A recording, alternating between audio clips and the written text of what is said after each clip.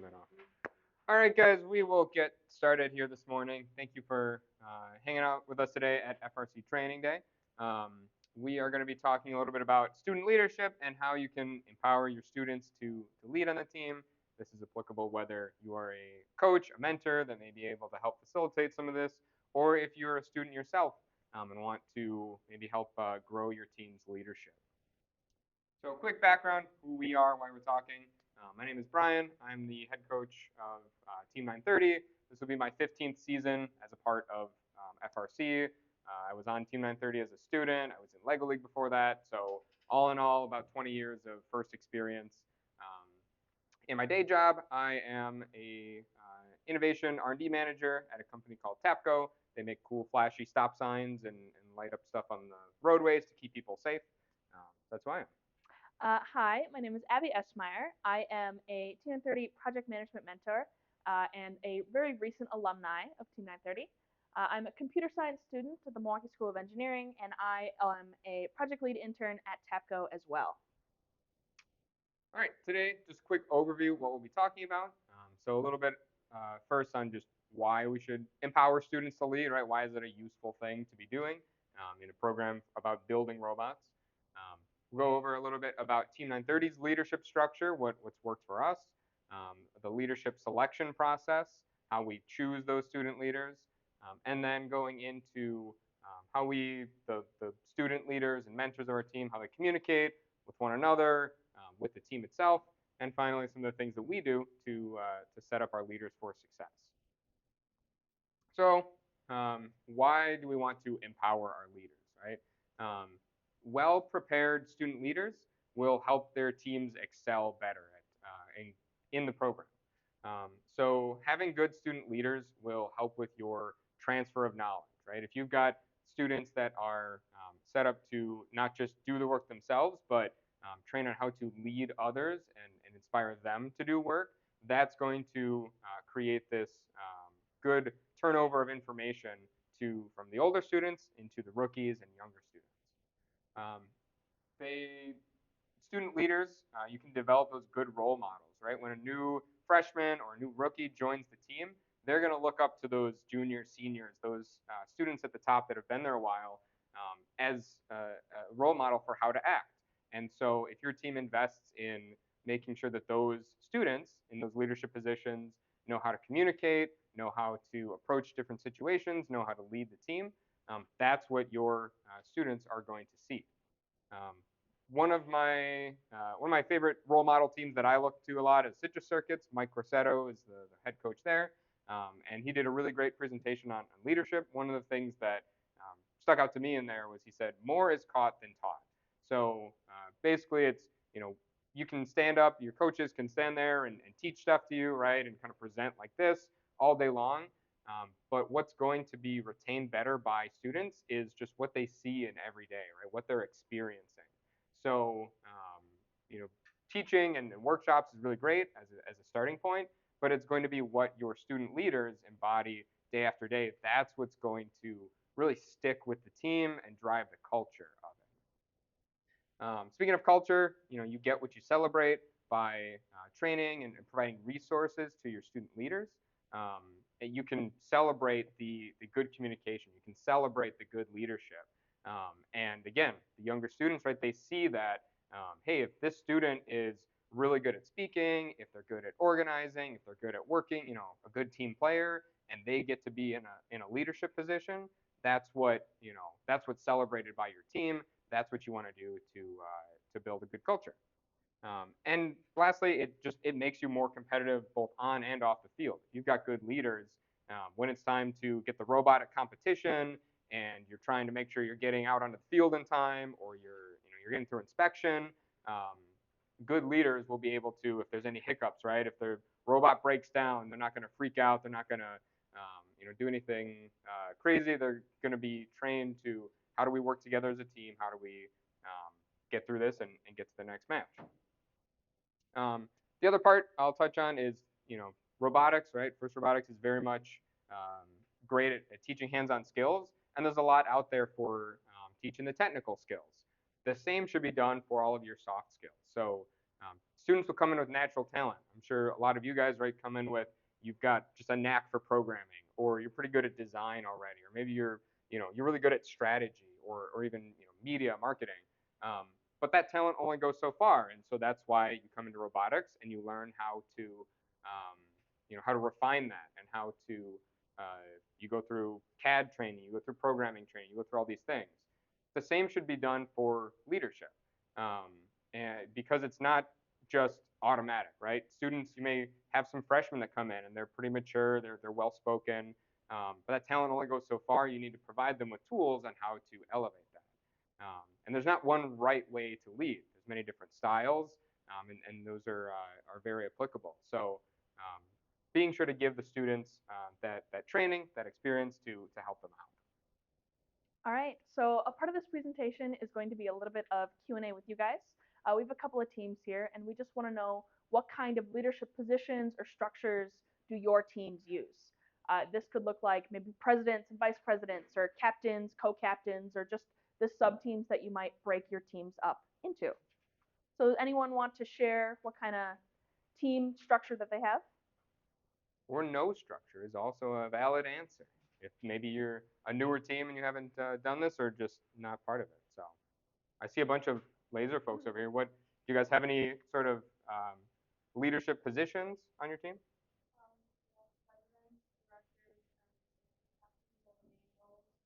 Okay. Is that like for you said like presidents, like multiple or vice presidents? Is that in like the different areas?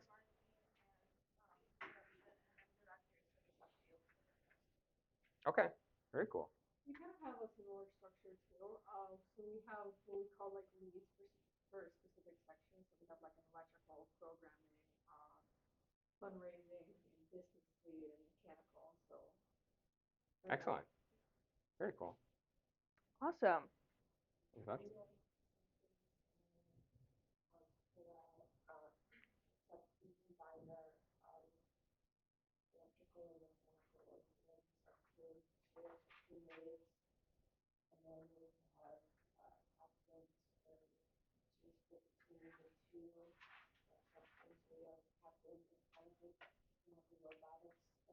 mm-hmm. Excellent. Okay, were you raising your hand? Yes, I am. Excellent. One of the fun structures that I've seen before on a team is when they break down the students into technical projects and cultural projects. Mm-hmm. Cultural projects consist of more of those soft skills, the marketing pieces, etc. But it's also just on building the culture and spirit of the team.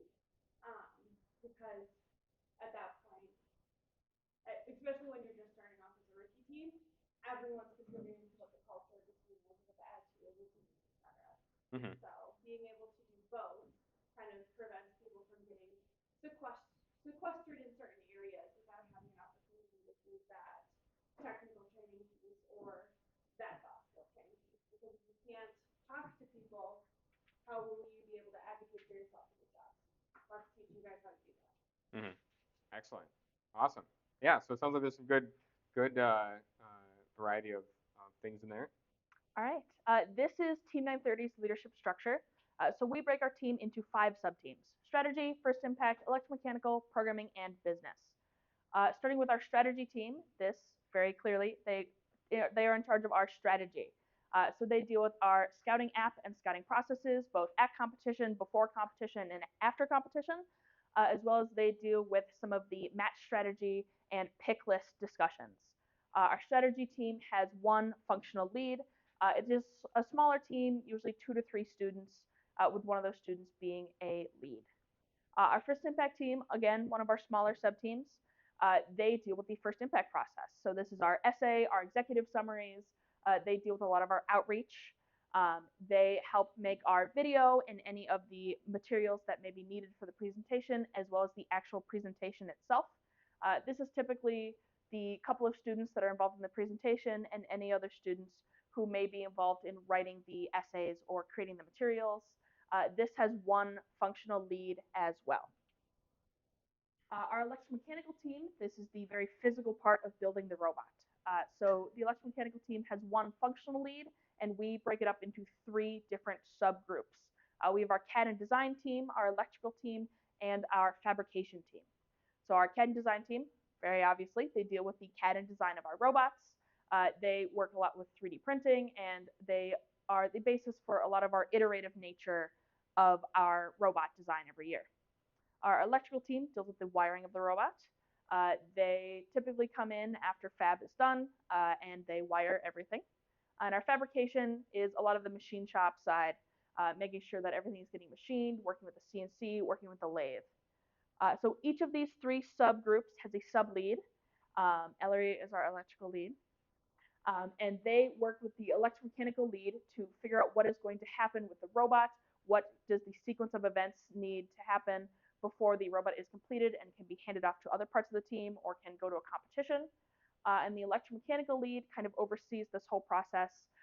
They work with the other leads to make sure that we know where the robot is going, make sure that programming and electromechanical don't both think they have the robot in a meeting, and just overall organization with the sub leads, making sure that the robot is on track and on pace. Our programming team deals with all the software side as well as our Bare Bytes initiative. They have 2 to 3 different functional groups every year, just depending on the game and depending on what our team looks like. These functional groups do not have dedicated names until after kickoff. So after we figure out the game, figure out what the robot may need to look like, we go back to our programming team and we're like, all right, we should have an autonomous subgroup or a elevator subgroup or a endgame subgroup. And those are not always set in stone for the entire season. They tend to ebb and flow as things get completed or as the game or robot changes. The programming group needs to change as well. So each of the different subgroups has a sub-lead, and then there is a programming functional lead. Very similarly, the programming functional lead helps to organize the programming group. They're one of our larger sub-teams, so they need to make sure that everything is happening sequentially, making sure that they're communicating with the rest of the team about what the programming team is doing, what needs to happen, what needs to get ordered, all of the fun stuff that comes along with running a sub-team. And our final subgroup is the business team. Again, this is one of our smaller teams. They have a functional lead and 2 sub-leads, one of them for marketing and one of them for finance. Our marketing sub-lead deals with our social media and any graphics. They work a lot in Adobe.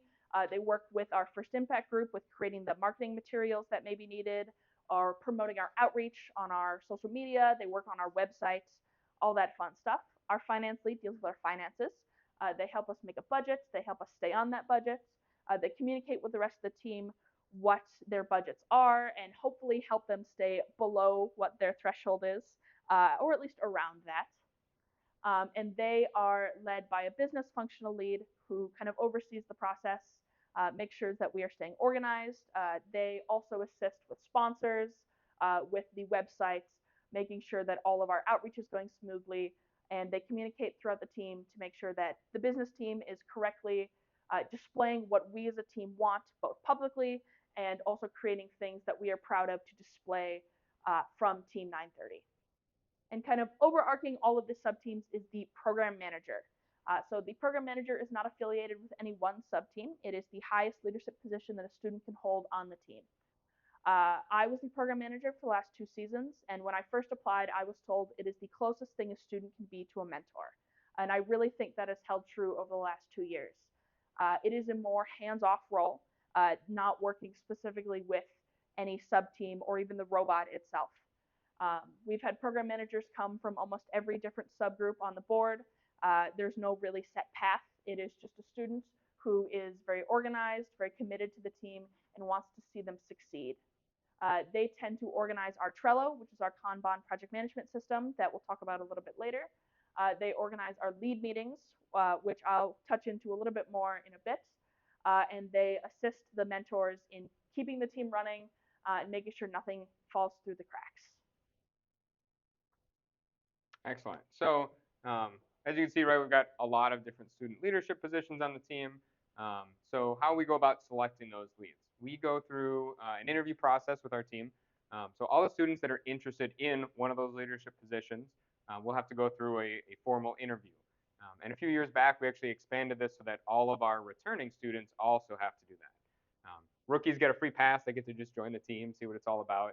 But if you're hooked after that first year, we feel very strongly that this is a beneficial process to the students. So we make all of our returning students go through it. So it's basically like an interview for a job. We do a short like resume and interview workshop with the whole team. Um, we actually do this at the end of the school year. So previously this was done in the fall. Sometimes it was as late as like December that we would do the interview process. And then kind of over the last few years, we've gradually pulled it back earlier and earlier. Finally, now we're doing it actually in May, so that we can get our new student leadership team in and have as much time as possible for them to learn from, let's say, the outgoing seniors, get some practice running some of the summer projects, and get that experience, get them really prepared before build season starts in January. Um, so we do a workshop. We show the students some examples of here's what a resume looks like. Here's some good interview tips. Here's the do's and don'ts there. Students then come in and they interview with 2 or 3 mentors for just around 20 to 30-minute interview. Some of it's asking some of the technical questions, but most of it is focused on the students and some of the soft skills, right? What are they interested in? If they're going for one of the leadership positions, asking them some of those things about communication, about organizing, about working with other students, how they would approach different things, trying to gauge, are they not just the most technical, but are they a good fit for that position? After we go through all of the interviews, the mentors of the team will meet and discuss, who should be in each of the leadership positions. Some of the things that we go off of for our criteria, how do we pick the student leaders of Team 930? Part of it's that passion, right? The leader should be excited about FIRST, be excited about our team. This shouldn't feel like a chore to come to meetings if they are the leader. Um, Making sure that their schedule allows it, right? They may be very excited, but if they're in 6 other sports and activities and they can only show up to, a few meetings throughout the build season, probably not a good fit. Are they a good role model? Again, going back to that, celebrate success, right? Celebrate what you want the team to be. Can they present, or excuse me, can they communicate well? A big part of the leadership is, especially with how many leads we have and as the team starts to grow, it's a lot of communication. Can they speak well to the other student leaders, to their team members, if they're delegating out tasks? Can they speak well in public to judges, to sponsors, to anybody?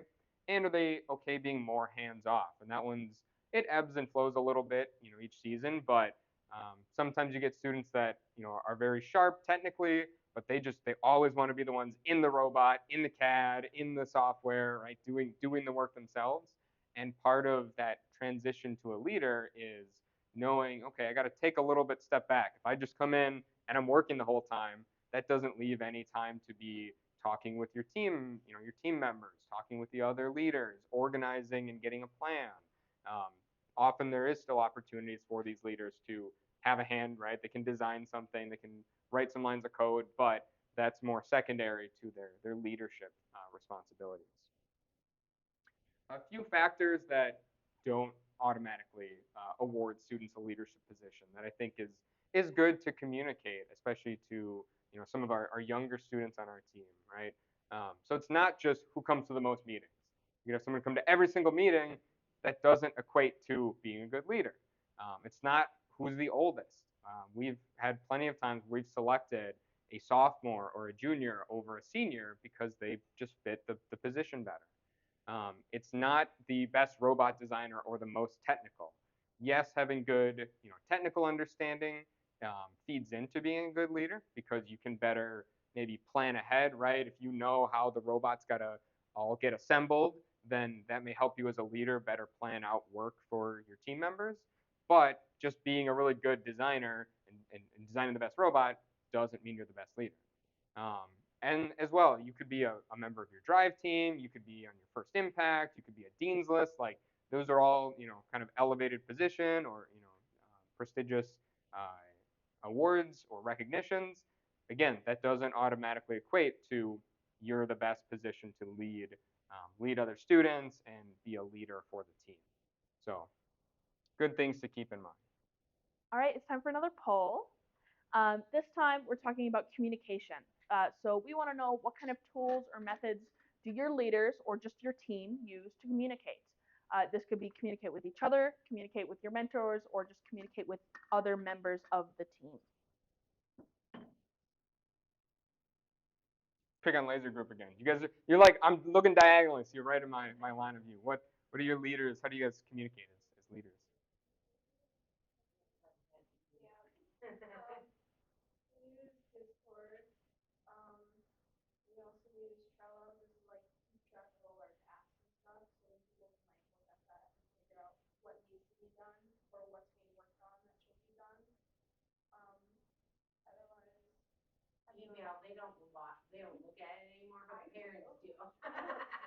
Okay, excellent.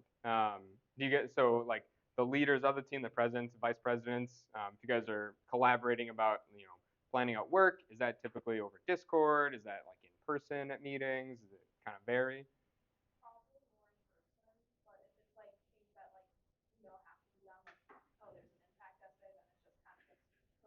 Mm-hmm. Okay, excellent. Other other thoughts? Yeah.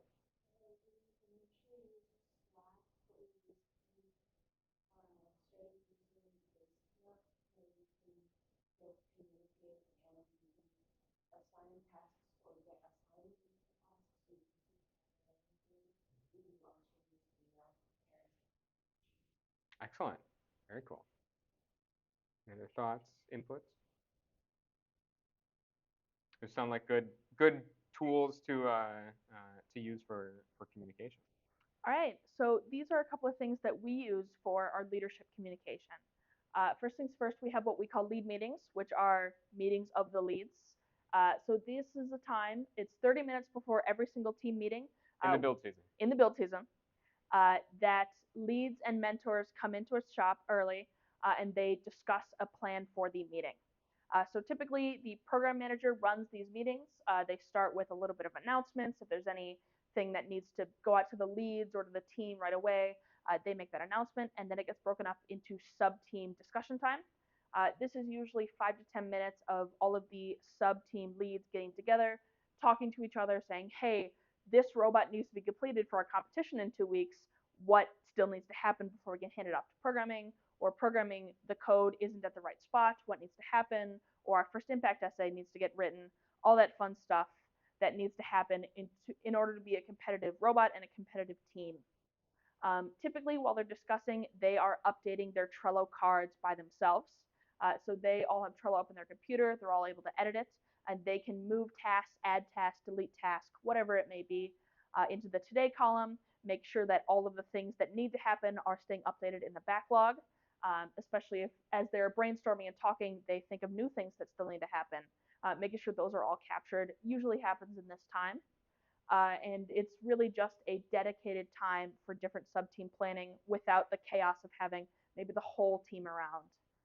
Um, After the sub-team talk, again, use like 10 minutes in, we all come together as a group. We put the Trello up on the board in front of everyone, and we go through what is happening today in each of the sub-teams. This is a really great way to not only very visually see what the team is doing, but for all of the other sub-teams to ask questions. Say, hey, will this be done in time for Saturday? Will this need to happen before we can start writing the code for this? Maybe it's, are we adding new motors or sensors? Or it's, hey, I thought we had the robot today, but you're also trying to work on the robot, which happens a lot more than you think. Um, so it's just a time for the leads to get together, kind of in private, discuss what they need to, and really create a good plan for the meeting and the rest of the week or whatever it may be. Yeah.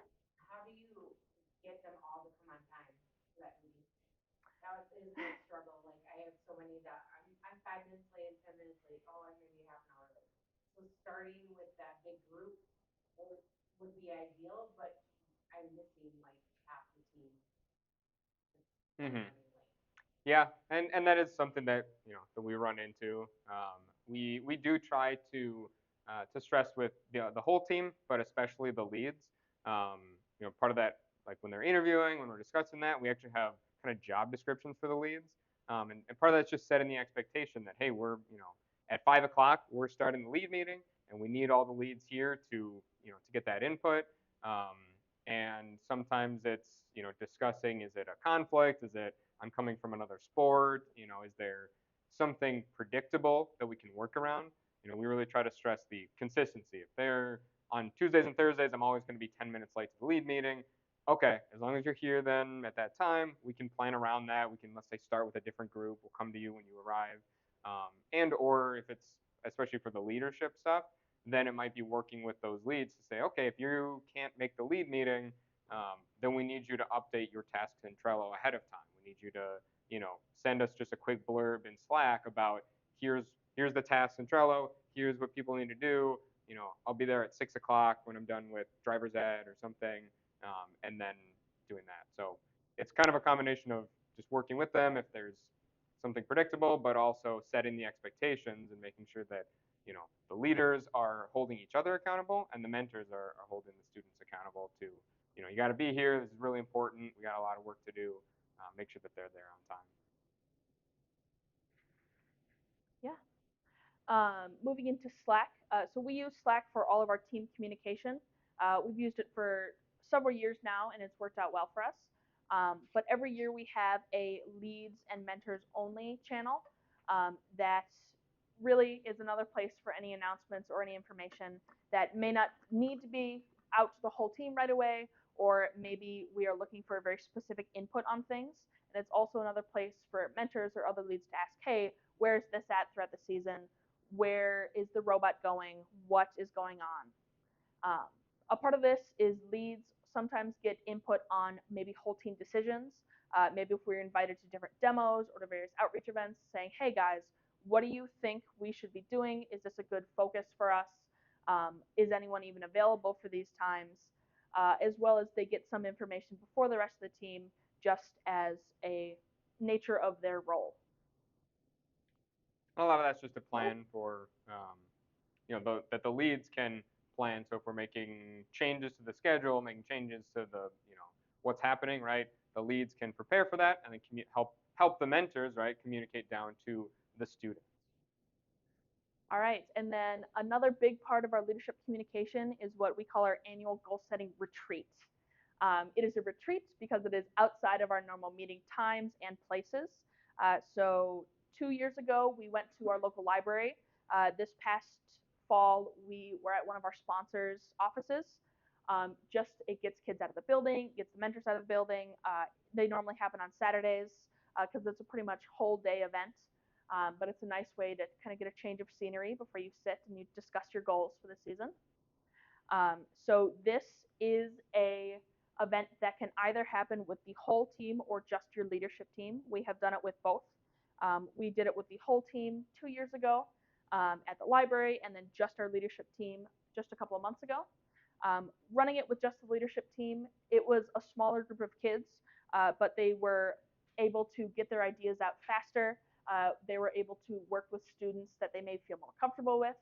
And it was just a little bit easier trying to wrangle everybody into the same place at the same times and to keep them focused on setting the goals, especially because it is a long day that we are doing a lot of like brainstorming for the future and thinking about abstract things that may be difficult for students. And it was a little bit easier with the leadership team.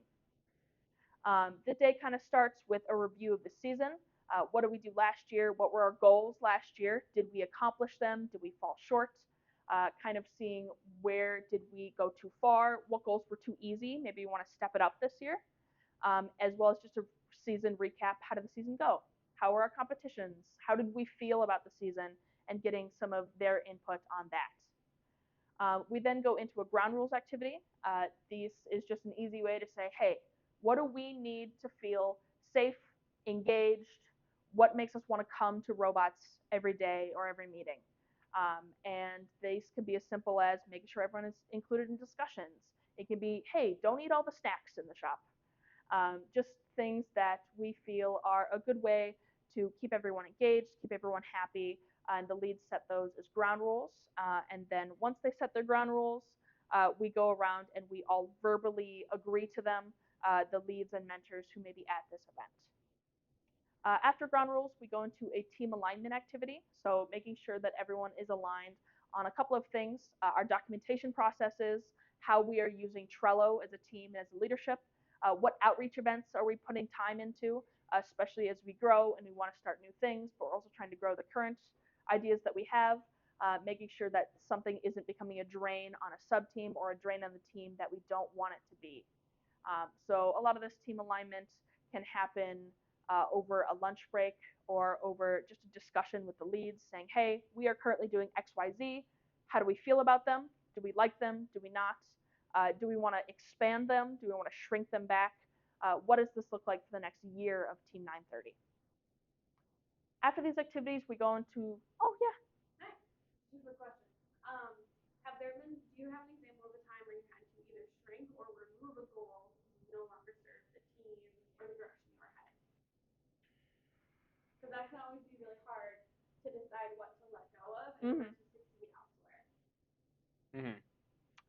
That's a really hard question. Yes. And I'm gonna not answer your question at first, and then maybe get back and answer it. So the goal setting that Abby's talking about here, this is actually a pretty new thing for our team. So we've had informal goals, right? We kind of, each year, much like I'm sure every team here, right? Goals is, hey, we want to win a regional, we want to make it to champs, we want to have a good impact with our Lego League teams we run, or our, a lot of people at the parade that we were involved with. But it really wasn't until 2 years ago that we did kind of a formal, like, hey, let's get the whole team and let's actually write these down, not just things that we talk about, but some way to track them. So 2 years ago it was just a kind of a shortened version. Last year, like Abby mentioned, was we had the whole team and we kind of actually did a whole day event, and that was only 1 year goals that we did. And then this fall, we was the first year that we actually did this like 1-3-5. And so, we are, even our team, right, we've been around a long time. This is a newer thing that we are trying out in order to continue to push us forward. So to Renee's question about have we had to shrink our goals, or, because they aren't as applicable, I don't know that we've had a formal discussion to do that, but I think that by having these actual like 1-3-5, and we're, you know, setting the groundwork to then next fall, right? We can come and say, hey, how are we tracking to this 5-year goal? And those might be able to, we're going to start to tweak of like, hey, last year we thought in 5 years we wanted to, do this. We wanted to be world champions. That's probably still a goal. Maybe it's like, oh, we wanted to have this many VEX teams in our community. And next year we might say, FTC is a better fit for us, or like FLL Explorer is a better avenue for us. So certainly I think that might be, as we're starting to refine our process, um, to be in a position to make those intelligent and have that good discussion, because we actually wrote stuff down and it's not just, hey, what do we think about today? So, mm-hmm. Yeah. Touching a little bit more, this year we went into 1, 3, and 5-year goals. So the 1-year goals is what do we want to accomplish this season. The 3-year goals is what is an intermediate step into what the future of Team 930 looks like. And 5-year goals is what does the next generation of Team 930 look like? What have they accomplished? What are they doing? We first do this on a whole team level. So we break up all of our leads into groups, we mix up the sub teams, and they go and they work and they get a whiteboard and they get to write down all of their ideas. We started with 5-year goals first, then we all came back together, discussed them, wrote them down. Then we broke up again to do 3-year goals, came back, discussed, and then they went out and they did 1-year goals just on a whole team level first. After we discussed all of those goals, which took a long time, over an hour, maybe several, we came back and we set sub-team goals. Originally, the idea was to do 1, 3, and 5-year goals for this as well. Unfortunately, we did run out of time for the 3 and 5-year goals, but we broke up our leads into their sub-teams, or mixing together strategy, business, first impact, some of our smaller groups to make sure they can have a true discussion. And they set their 1-year sub-team goals. What do they want their sub-team to accomplish? What do they want to look like? Some goal categories are competition expectations or competition results. What awards do they want to win? What skills do their team members want to leave the team with or leave this year with? As well as outreach goals and community impact goals. These can be quantitative goals, which are goals that have a very easy numerical value. Things like outreach numbers or maybe competition placement, or they can be more qualitative, which is the soft skills that team members get out of the team, or how does our impact in our community affect us, things like that. One thing I'll note about the 1-3-5 year goals, like I said, that was a new step for us this year, and you know, we could do a whole presentation on goal setting. In fact, I mentioned citrus circuits earlier. I think I have a link later on here. Mike Corsetto did a great one on goal setting for the whole team, and I've used a lot of that to help feed into how our team operates. But the 1-3-5 is really a good step to do as your team starts to grow. I would encourage you to probably start with 1 year if you're just starting into this, because it's more tangible, right? Those are the easy ones. It's, hey, what can I do in a year? Those are going to be based on how many students are on the team this year. How much money do we have from sponsors this year? What's our building space like this year, right? Those are pretty tangible. But as you then start to grow as a team, pushing yourself to that 3 and that 5 year, because not only does it push you to say, well, hey, in 5 years we could have anything, right? We could get $1 million grant. We could have a whole building to ourselves. We could have 100 students on the team. Anything. And it's challenging, right? That's harder for everybody, students, adults, to kind of free yourself from like the restrictions of what you've got and just say like, all right, what's, in a perfect world, 5 years, what do we want to be? The other thing that Abby, spoke to was that it's the next generation of your team. And so, 5 years, especially, even if you've got, eighth grade students, I guess if you're Jeff and you've got like seventh graders on your team, they'll still be around. But everybody that's in that lead setting group, if you set a 5 year goal, they will all have graduated in 5 years. And so it's not about like a 1 year is leads can say, all right, we can do this, and I'm confident that, if nobody else helps me, I can go home and I can program this for a weekend and I can make a great scouting app. 5 years, you can't be in there doing it. And so it's not just about what can you do or you and your teammates. It's how do you set a goal and how do you inspire your team? How do you inspire the rookies? How do you inspire the eighth and seventh graders in Lego League that are coming onto the team? They're going to be the ones sitting in that room doing the goal setting in 5 years when we're going to ask, hey, did we accomplish this 5 year goal?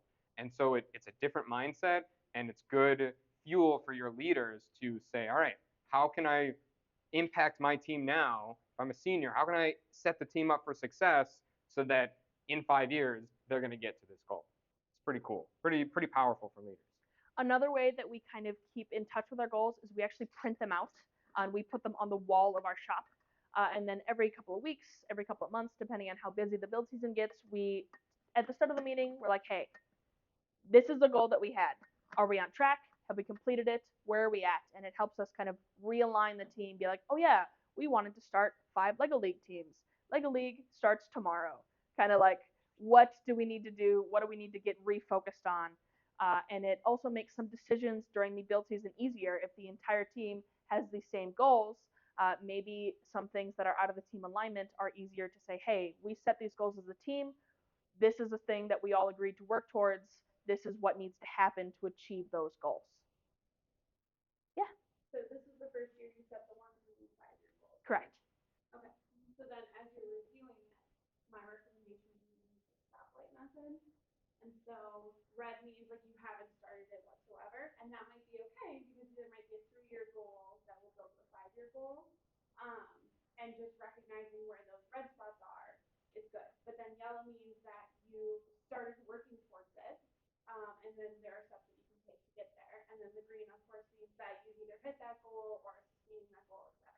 Mm-hmm. And so for people who are learned by color and to be kind of like organized, based on color and see that easier, it's a really convenient way to say, all right, green, green, green, yellow, red. Okay, let's work on that. Excellent. All right. So in our last section here is we talked about selecting the leadership students for leadership positions, what those positions are. But as I mentioned at the very beginning, right, setting your leaders up for success is key, just like it is in any part of your team. So one of the things that we've done again the last couple of years is do leadership training. So similar to the goal setting, it's on a different day, but we bring all the student leaders in for a whole day, like a whole Saturday or Sunday, and go through leadership training. So I was fortunate. My company, my day job, I got to go through some professional leadership training from a company called Living as a Leader. Like that's just all they do all day long is they train. Um, and I found it very, very useful, not only for my day job, but also for robotics, which is a lot closer to real life day jobs than you would think. Very close.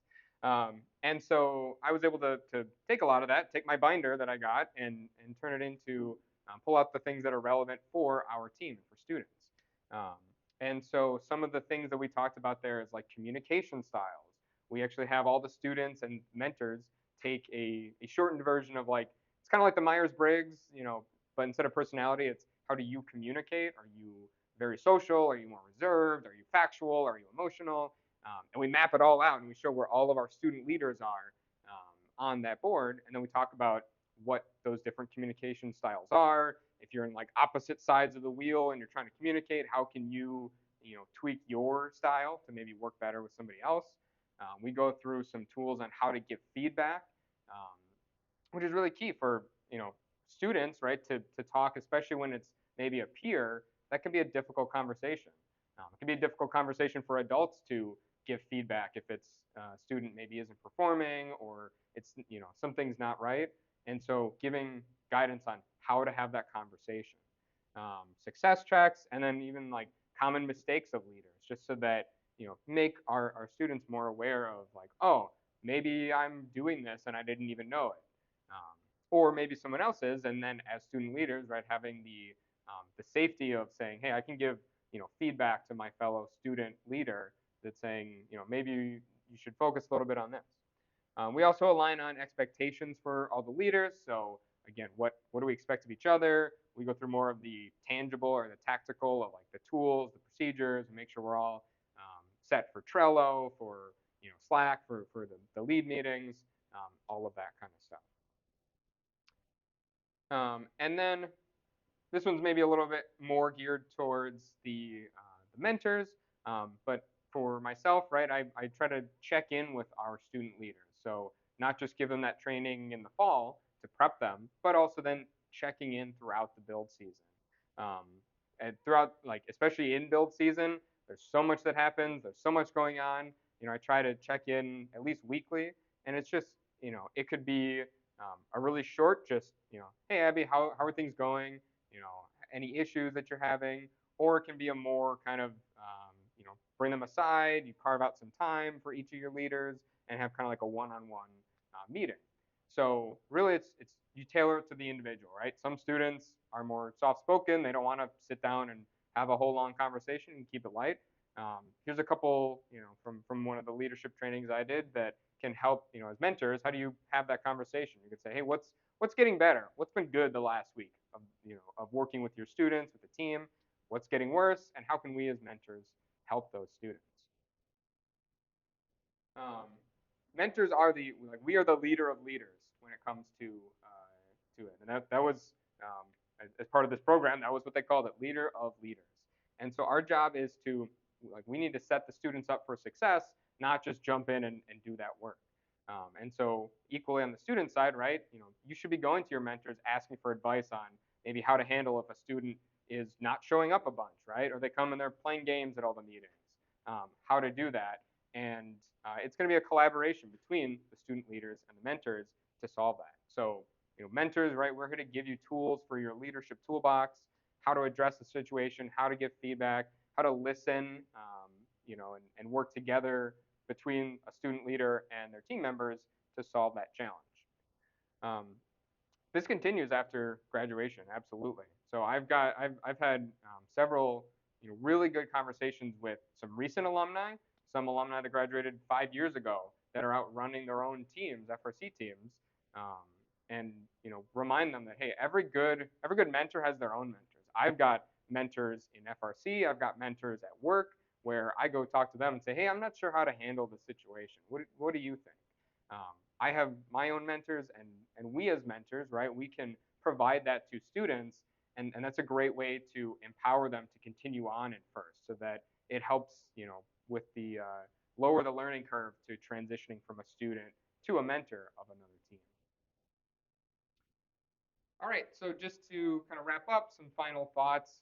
There's a lot of resources As I mentioned, I'm a big Citrus Circuits fan. They're like my favorite. Mike Corsetto is the best person in the world.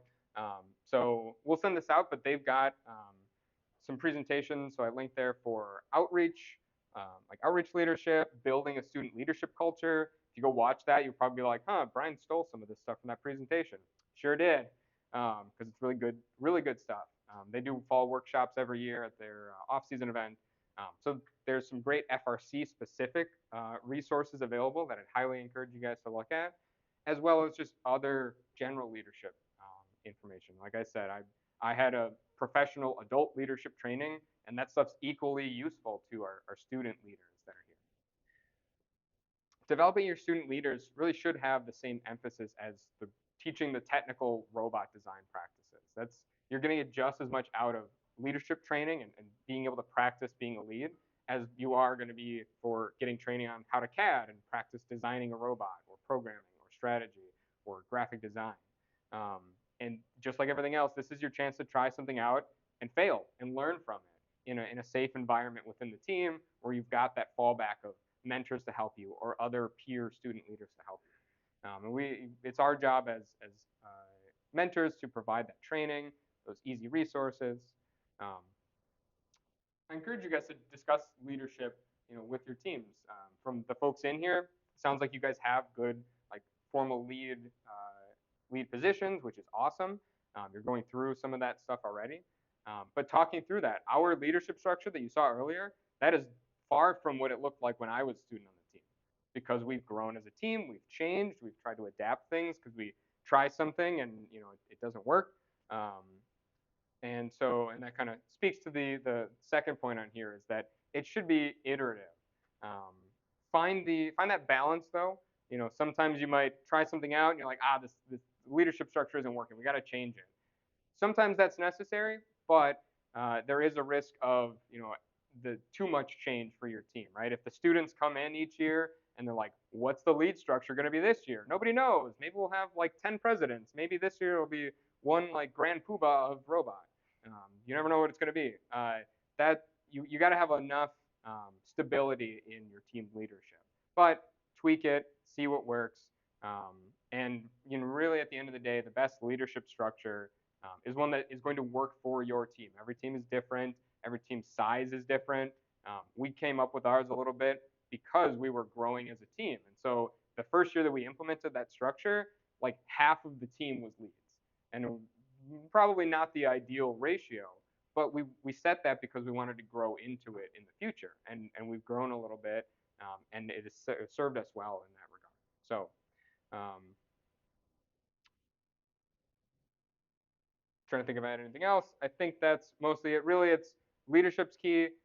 Training on leadership should be valued just as much as your technical, and really, it's a collaborative process. So student leads, right? Work with each other, work with your mentors, make sure that you guys are setting each other up for success. All right, that is the end, and I think we've got time. So if you guys have questions, go for it. Yeah. I just want to say that I like the long-term goal setting. Mm-hmm. We set goals like 3 times a year for like the summer. What do we want to accomplish? What do we want to accomplish in preseason, Mm-hmm. fall? Yep. And what do we want to accomplish for the season? So like we set those short-term goals, but I like the idea of the long-term goals. Mm-hmm. And it's a good, it's great that you guys are already doing those short-term ones because if a team, let's say, didn't have any kind of goal setting, that's probably where I would recommend, start with those shorter term because it's a good stepping stone. And then, once you've done that, now your students, the team, you kind of have that, you've gone through that process before, and now you can say, okay, well, what about just like the whole year or in 3 years? And then use those smaller ones, still go through those and say, hey, when we did our the sub team goals that Abby mentioned or like the 1 year stuff, we tried to tie that back to like which of the 5 year goals is this going to work towards. Um, Sometimes you can have some that are kind of outliers, but really it should tie together. You shouldn't have a 5 year goal and then all your 1 year goals are nothing related to it. So it's a good process. Excellent. Any other questions or comments? So one thing I have heard is that kind of generally for teams like this, what determines whether a team will kind of work well or succeed or something is not really just how skilled the people on it are, but how well they can work together and how invested they are in that. Would you agree with that? And what are your thoughts on that? Definitely. It's got to be both parts, right? If you have a team full of really talented, like technically talented students, but you don't have a good leadership and good organization there, you're going to have a bunch of people in silos or a bunch of different going different directions. And you might have this really great mechanism that just got designed, but there's no space for it in the robot, and we don't have any motors for it, and there's no code for it because there was nobody communicating, or people saying like, I'm going to work really hard and come in extra hours to get this thing done when they haven't been talking to the strategy team and said, oh, well, we decided that having this end game isn't really important for us. So absolutely, you're correct that you need both parts. You need strong technical, you need your outreach, your marketing, all of those pieces, but you need that leadership to really tie it all together. And that's a huge life skill. It's not just a robotics Mm-hmm. skill. You learn that now. That's something you're going to use the rest of your life. Absolutely, definitely. So Simon Sinek says, he's one of my favorite speakers, but a team isn't just a group of people that work together, a team is a group of people that trust each other. And so obviously doing trust building exercises as you start your leadership development program is another good starting point um, for students to start building that skill. Yeah, that's a great point, Ryan. That trust is super important. That's a little bit part of when Abby mentioned we've got kind of our separate lead channel in Slack. We have those lead meetings. It's not like, hey, we're trying to exclude the rest of the team. It's hard to have a really conversation about difficult subjects when it's 30 people or 50 people in a room, right? So part of that is, okay, we're going to make this kind of smaller space. We trust each other, so we can have some more candid conversations if we're in the build season and this part of the robot is behind. Um, you can trust each other that, all right, it's not a personal attack. We're not saying so and so's bad at coding or designing. It's, here's the facts. Let's work together to figure out the right plan. What levers can we pull, what changes in a safe space that you trust one another to just be objective, be focusing on like a good solution for the team, with a little bit more mature students and folks that have gone through some of this training on how to talk to one another. All right. Any other last questions, comments? All right. Well, thank you guys very much. Appreciate the good interaction and feedback from hearing what your teams do for leadership and all that. We'll have the presentation and recordings and all this stuff posted. So if you want to go show this to somebody else, you can do that. So cool. Thanks, guys. Thank you.